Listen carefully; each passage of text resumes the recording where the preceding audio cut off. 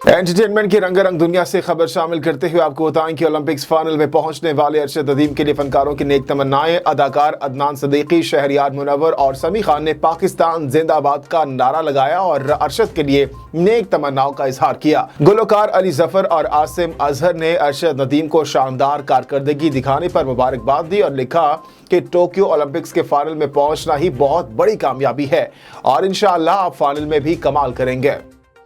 वजीर आजम घरेलू तशद्दुद रोकने का बिल मंजूर करवाएं, माहिरा की दरखास्त। माहिरा खान ने वजीर आजम की एक वीडियो समाजी राब्ते की वेबसाइट पर शेयर की जिसमें वो इस्लामाबाद में बहिमाना तरीके से कातिल होने वाली नूर मुकद्दम के कातिल को कानून के मुताबिक सजा दिलवाने के मुतालिक बात कर रही थी। माहिरा खान ने वजीर आजम के इस बयान को सराहा और इनसे दरखास्त की कि अब घरेलू तशद्दुद से तहफ़्फ़ुज़ का बिल भी मंजूर करवाएं।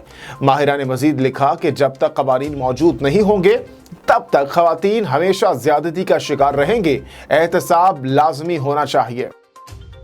और आपको बताएं कि सारा अली खान ने वालिदैन की अलहदगी से मुतालिक वजाहत दे दी है। भारतीय अदाकारा सारा अली खान ने अपने वालिद सैफ अली खान और वालिदा अमृता सिंह की तलाक से मुतालिक तबसरा किया कि ये बहुत आसान है कि अगर आप देखें कि आपके पास दो रास्ते हैं, आया आप एक ही घर में रहें जहां कोई भी खुश नहीं, या फिर अलहदा रहें जहां सब अपनी ज़िंदगी में खुश हैं।